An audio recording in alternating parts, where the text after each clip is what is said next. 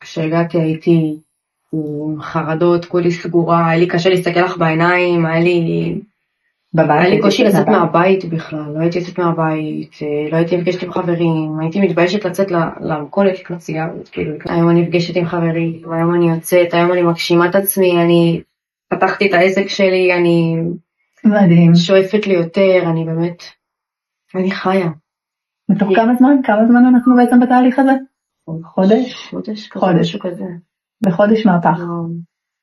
וואו, מהפך שכאילו פסיכולוגים וזה ב3-4 חודשים, כאילו רבע הם לא עשו, באמת, כלום, שום שינוי, לא הייתי מרגישה שום דבר, הייתי מרגישה את החרדה, ואותו לחץ ואותו זה, ובאמת מאז שהגעתי לפה והתמדתי והגעתי לשיחות והכל.